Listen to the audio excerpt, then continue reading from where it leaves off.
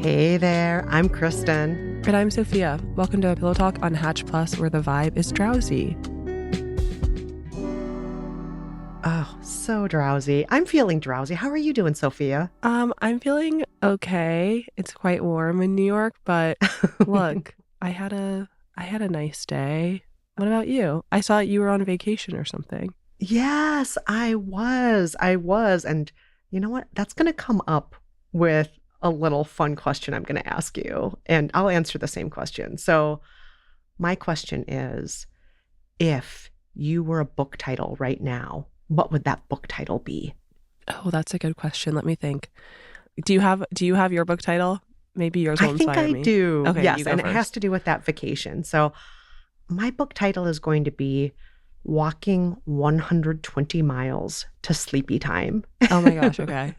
So I was on this very long walk through Tuscany that lasted, 9 or 10 days with some friends. And we walked from village to village in Tuscany, Oh my gosh. carrying all of our possessions on our backs. And it was very hot there. It was in the mid 90s Fahrenheit every day. And we walked up to 16 miles a day carrying our things. And it was a great adventure. I ate lots of pasta.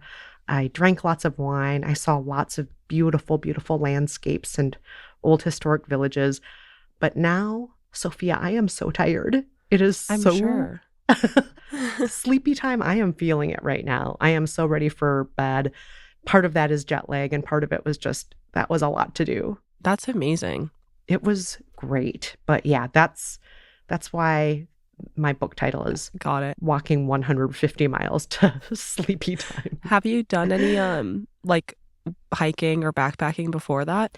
I have done lots and lots of walking. I am a walking enthusiast. The most I've ever walked in a day was around 40 miles. Wow. And I have walked to JFK Airport from our neighborhood. I've walked to New Jersey from our neighborhood. I love walking all over the place. I'm a big walking enthusiast, but I've never done it this way where I walk for 16 miles and then end up in a village and spend the night in an old inn and then wake up the next morning and do exactly the same thing day after day after day. Yeah. That's so cool. That's really awesome. I would love to go on a biking trip, but I don't bike, so there's some like barriers that I would have to accomplish before that.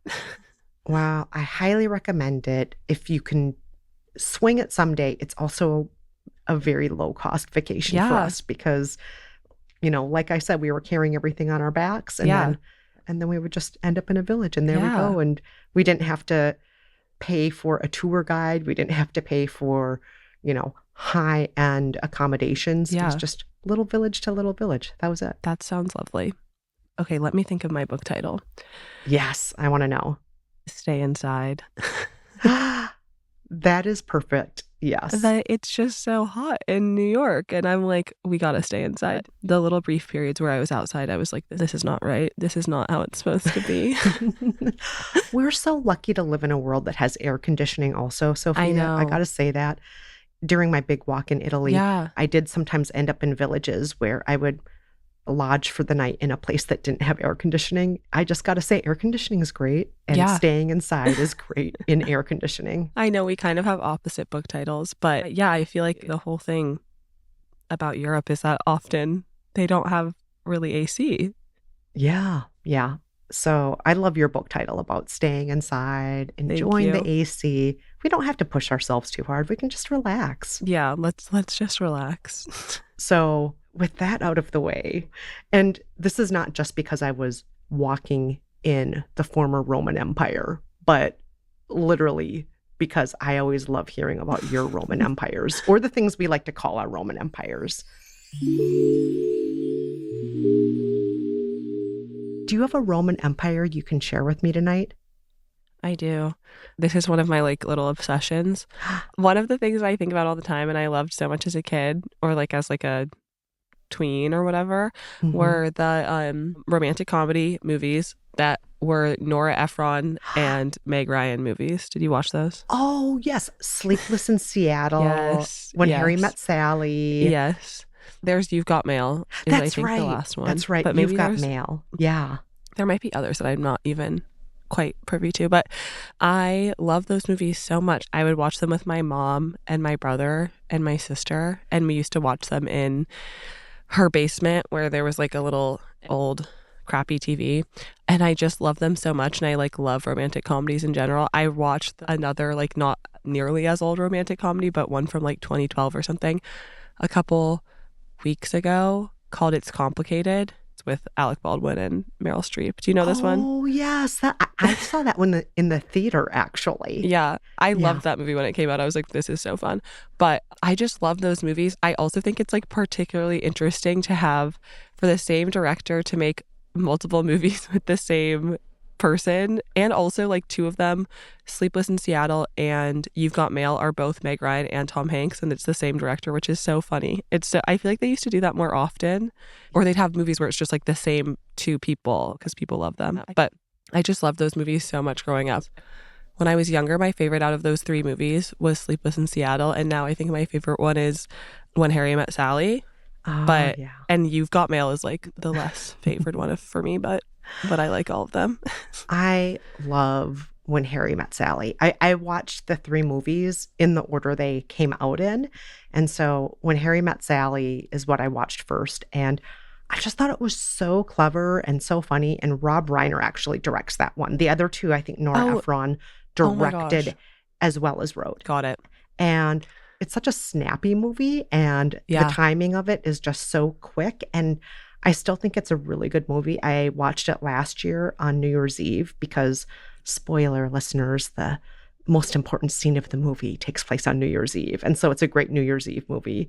And it totally held up. What I loved about it as a kid was still there, but all these other things as an adult were there too. You know, certain struggles as an adult, dealing with New York apartments, dealing with communication in a romantic situation, having your friends who you can really lean on. All of those things as an adult kind of hit me differently, but it was still so funny. I watched that one with two of my friends recently because I found out that they had never seen it. So I was like, let's watch it. And we all watched it together. And I was like, are you guys enjoying this? Are you guys enjoying this? Gosh. No, Sophia, you can't do that. You have to just... I wasn't asking, but I was like peeping. I was like, are they laughing? What's going on? Okay. That's fine then. That's fine. But yeah, I think that one's the best. I think you're right. It's so funny. And I'm so charmed by Billy Crystal. And I'm obviously so charmed by Meg Ryan. She's like incredibly charming. Oh, she's adorable. And, I know. And kind of difficult, but in a cute way. Yes. It's part of her charm. Yeah. Do you have any favorite rom-coms or any general comfort movies? I love rom-coms in general, and I know they're so formulaic. I know people like to make fun of them for being silly, but I think silly is fine. I mean, superhero movies are silly too. Not everything has to be high-minded. Sometimes it's fun just to have things work out for the best between two likable people. What's wrong with that? I like that. I agree. And one thing that you mentioned, that You've Got Mail is your least favorite of the three Nora Ephron, Meg Ryan movies. But I just have to note that You've Got Mail is kind of a reworking of an old rom-com starring Jimmy Stewart. And the movie was called The Shop Around the Corner. Okay. And it is a rom-com that takes place, I believe, in the 1940s. And Jimmy Stewart's character works at a store during the busiest shopping time of the year. It's Christmas time. And one of his coworkers at the shop happens to be the most irritating person, and she finds him irritating. But they both have been engaging in romance with people that they met through the classified ads in the paper. They've never met face to face, who they've been writing back and forth with. I think I know where this is going. I think you know, because that is essentially You've Got Mail. And I highly recommend watching The Shop Around the Corner because it's so charming, and watching these two characters who drive each other nuts, but there's even chemistry in how much they drive each other nuts. And it's so fun to cheer for them. And one thing I really like about that movie is, even though it's about 80 years old, it doesn't have any shame about dating through the classified ads. And I think that You've Got Mail, there is a little bit of embarrassment on the part of the characters. And there's nothing embarrassing about dating through classified ads or online No. dating or whatnot, No. And I love that there's no shame in the shop around the corner. It's just like, yeah, that's Yeah. how I'm dating. It's fine.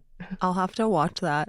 I feel like I would love there to be another really good rom-com. I feel like everything with streaming is so like all movies are kind of strange, but I feel like there was a golden era of romantic comedies and it's a bit like gone. I feel like we've like said goodbye to that. I just feel like they make them so like quickly now, and Mm. I feel like they'll just like take like any like star of the moment and be like, you like Sydney Sweeney and like you Glenn Close, you guys, your stars are rising, so like in the next 90 days we must write you a rom-com. Oh, sorry, Sophia. I think you meant Glenn Powell, but actually I would really like to see the rom-com with Glenn Close. Yes. The Fatal Attraction sequel that's actually a rom-com. Yeah. someone needs to make that. The Rabbit is Alive or something like that. It's called. Yeah.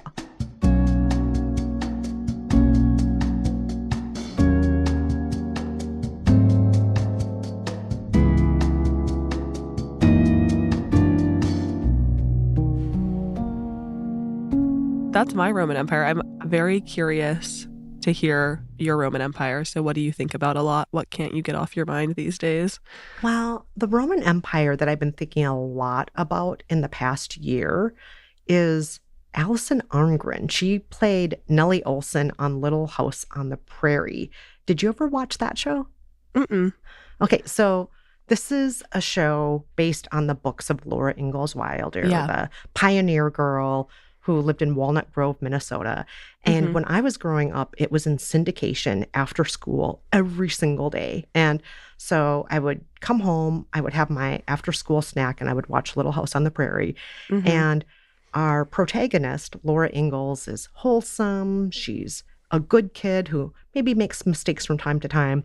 But her nemesis is Nellie Olson, who is rich and spoiled and entitled, and she lies. And if you say, I'm interested in this boy, Nellie Olson's going to swoop in and steal that boy. And Nellie's going to do a lot of mean things and adds so much fun to a show that would otherwise probably be too saccharine for a lot of people. And Alison Arngren started playing Nellie Olson when she was really young, I think 11 or 12 maybe, and just was fantastic at the job. Very manipulative, very funny, very naughty. But maybe she played the character a little too well because starting when she was a kid, she started to get hate mail from people. Oh, no. People could not separate the character from the actor. And the art from the artist. Yeah. So poor Alison Arngren is just like, I'm trying to do my job here. People hate me. And it was really sad making for her. She got really bummed about it. And because she's just a kid who wants to be liked, right?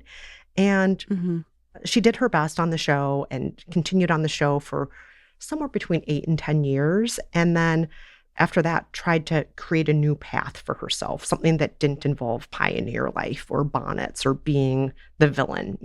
She did some of those ingenue roles and so on and tried to separate herself from Nellie Olson. But it was hard because that's what she was most recognized for. The show was syndicated all over the world. Even today, 50 years later, the show is still syndicated in 30 countries around the world. So she couldn't go anywhere without people saying, oh, Nellie Olson, it's you. And eventually Alison Arngren said, you know what I'm going to do? I'm just going to own this. This is what people know me for. It was almost a decade of my life. And why should I run away from that? So many actors would kill to have a decade of really recognizable work that's seen around the world. I'm just going to own it. I'm going to tell stories about it. I'm going to share behind the scenes dirt. And so she created this whole kind of stand-up storytelling event around it. And that eventually turned into her best-selling book called Confessions of a Prairie Bitch. Oh my gosh. And it was an overnight bestseller. It is such a funny book. And they're just great stories, like stories about how she and Melissa Gilbert, who played Laura Ingalls, how they would do things like in a fight scene in the mud, they'd be wearing wetsuits to stay warm and they would pee in their wetsuits so they didn't get too cold, things like that. Or about how she and Steve Tracy, the gay actor who played her husband on the show, how they would hide under the covers and they would giggle about the fact that they were playing a straight couple on the show. And she just has all these great stories, making fun of her character, making fun of that era, but also honoring it too, not being so mean where she's just like, oh, that stupid show. She's never like that. But I think that it's such a great example of how to own your past, and it can be hard. Sometimes our past is tough, but there can be ways where we can tell the story ourselves. And by choosing to shape the narrative and be in charge of the narrative, we can protect ourselves from the things that don't feel good about it anymore. And we can put the parts forward that are fun and that we can laugh about. So I just see that as so admirable, something that we can all maybe learn to do for ourselves. Yeah, that's so sweet. I want to read that book or listen to that book. It's pretty fun.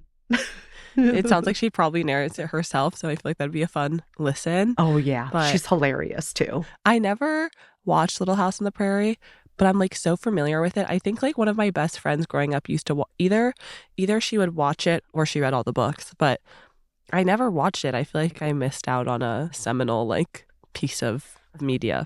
Wow. I have read all of the books. I read the Pulitzer Prize winning biography of Laura Ingalls Wilder. I've seen every episode of the TV show, and I'm just going to say some of it's problematic. Some of that westward expansion pioneer story is not perfect, but there's still a lot to learn from it. And I also just think it's interesting how media has evolved, where what was presented on TV at the time was taken as history by a lot of people and not as entertainment. Yeah. And I think if the show were made again now, I think there would be a little bit more nuance to it. And I also think audiences wouldn't be so quick to hate Alison Arngrim. They'd just be like, oh, that's a character she's playing. Or at least I hope that's what they would think. I agree. I agree. Yeah, that makes sense though, but it's funny that people would watch that and be like, this is like history, or this is like meant to teach us something. Wait, what time period was it set in also? I don't know if you said that already. It was in the late 1800s. Okay. I mean, that as a kid to watch would be so fun. I know that I would have so many like, I'm curious if you did this. I feel like I would probably have so many like ideas and like stories in my head of like, what if I was a kid in the 1800s? Oh, like, absolutely. Yeah. Oh, I would be churning butter, and oh, there I am getting up in the middle of the night to use the outhouse, and here I am helping Ma build a fire so that we can make stew, and here I am sewing my own socks. I mean, some of it seems genuinely, for the kid part of me, like, oh, that would be fascinating and fun to do, even though the adult part of me is like, that sounds arduous and difficult. Of course. No, but as a kid, I literally would be like, it's so cool to churn your own butter, obviously. Yes. Maybe this is a universal experience. I guess I'll find out. But there was definitely some type of field trip that we went on as kids. I'm assuming to some like pioneer museum or something. And I do think part of it was like churning butter. Oh, yes. So fun. And then I remember going to one of those pioneer villages and making candles. And I loved it. I loved it so much. And now people in Brooklyn are probably taking like candle making classes for like hundreds of dollars. It all comes full circle. It all comes full circle. Yeah. We all want to get back to the land and connect to our roots in some way or other. Yeah, get back to simplicity. And by simplicity, we mean spend 100 hours making a single candle. Yeah, exactly. Exactly. I really am going to have to read that book. Yeah, Confessions of a Prairie Bitch. Everyone check it out. That's an amazing name. It's an eye-catching title as well. Well, Sophia, I have so enjoyed unpacking our Roman empires. And frankly, I'm feeling pretty tired now. Tired after my long walk through the former Roman Empire and tired after talking about our Roman empires. So I think it's time to turn in. I'm pretty tired too, but I also had an amazing journey. And I want to like revisit Little House on the Prairie. I feel like there's always stuff on here I want to revisit. But I'll talk to you next time. Good night, Kristen. Good night, Sophia. Sweet dreams.